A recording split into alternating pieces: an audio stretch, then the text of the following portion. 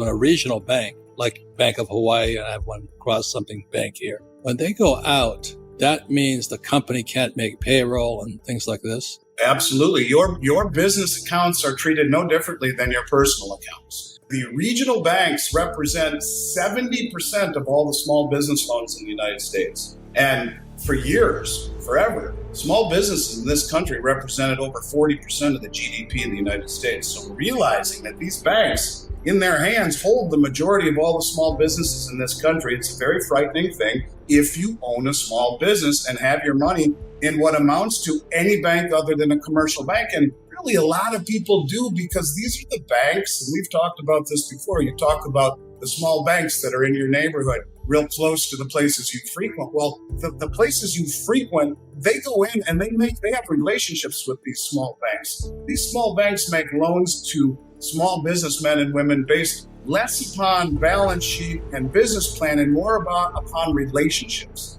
And that's what these small banks really are all about, relationships, and how that has helped foster the small businesses in this country. First of all, there's roughly 5,000 of these regional banks, and these banks, Robert, are responsible for roughly 70% of all the small business loans in the United States. And the small businesses have traditionally represented anywhere near 40% of GDP in this country. They are the backbone. These are the banks where you walk in and they say, "Hi, Robert, how's your family? How's your dad? How's your mom? How are your kids?" They make loans based upon relationships, not upon balance sheets and business plans. They are more of a piece of the community for all of middle America. And the majority of all the small businesses in this country have relied upon these banks because of a relationship. And where a business plan and a balance sheet may not stack up so well with one of the big 5 or 6 commercial banks, it works with the small regional banks.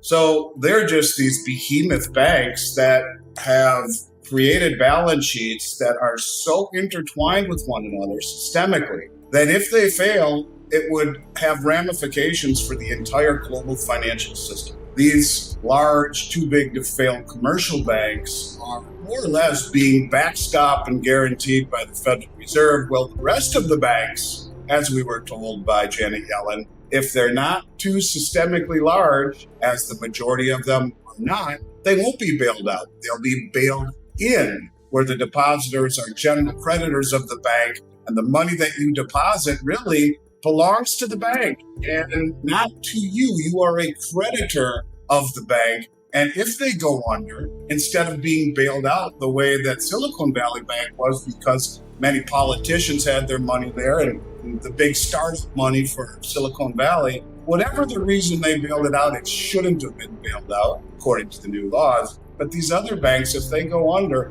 you will be bailed in. The U.S. has been holding most of the world's gold because at the end of World War II, we told the governments of the world, hey, we'll hold your gold and we will guarantee that we will pay you $35 an ounce for it whenever you want. Right. So what a lot of these countries did is they would give us their gold, but we would pay them $35 an ounce for it. They would take the proceeds and put it into treasuries. And those treasuries would yield a return on a non-interest bearing asset. And heck, they could always return it for $35 an ounce anyway. That was until 1971. So what that means, if you're living in Podunk, wherever you are, and you have $500,000, your business is attached to the bank. You know, your payroll's in there, you have employees, you have their savings and all this, and you have $500,000 in cash in there. If Bank XYZ, regional bank, crashes, what happens to your $500,000? Well, we're supposedly told that $250,000 of it is covered by FDIC, which is certainly something I want to talk about. But the other $250,000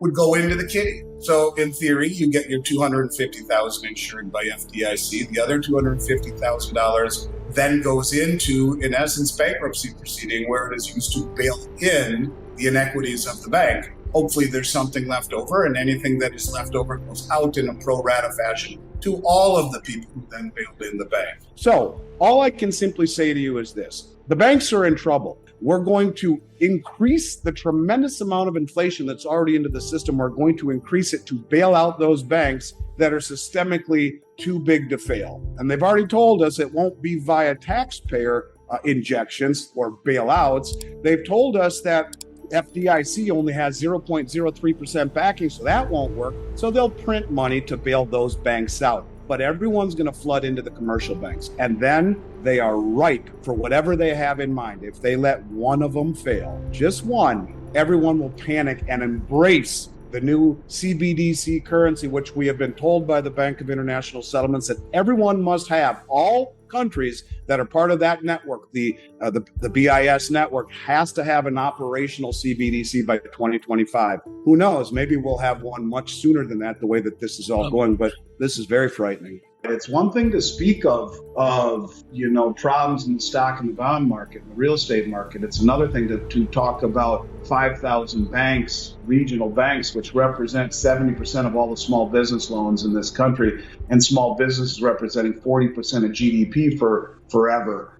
It's one thing for that to happen, and another thing for these banks to be on the chopping block, a fuse to be lit underneath the safety of what we consider to be non-speculative. To put our money in the bank is what we've been taught to do since we were little kids with a piggy bank. Put it in there, it's safe, and it's not speculating, it's not investing, it's safe. And now all of a sudden that whole thing is thrown upside down and being forced into a small group of very large banks, the big commercial banks like JP and Morgan Stanley and Citi. And this is a very big problem, especially in the light of the central bank digital currency. And we've talked about Lael Brainerd before, and Lael Brainerd, who is the architect in many respects of this whole ideology, a modern monetary theorist whose main premise is the abolishment of the commercial banking system. Well, you throw everyone into the commercial banks and get rid of the 5,000 regional banks, and now you have everyone in a mousetrap. And if you decide to roll out a central bank digital currency, and worse yet, if these commercial banks fail and everyone is inside the system, you come in and you issue a new central bank digital currency to the rescue. Now, I'm not saying that this is what the plan is, but Lael Brainerd first was at the Treasury, then she was second in charge at the Federal Reserve, and now she's the head of Biden's Economic Advisory Committee. And her whole theory is modern monetary theory, abolishment of the commercial banks, and direct payments to and from the central bank. Small ebook, big impact, The Wealth Tree. The only 4 ways that will make you financially free forever. Download it here for free.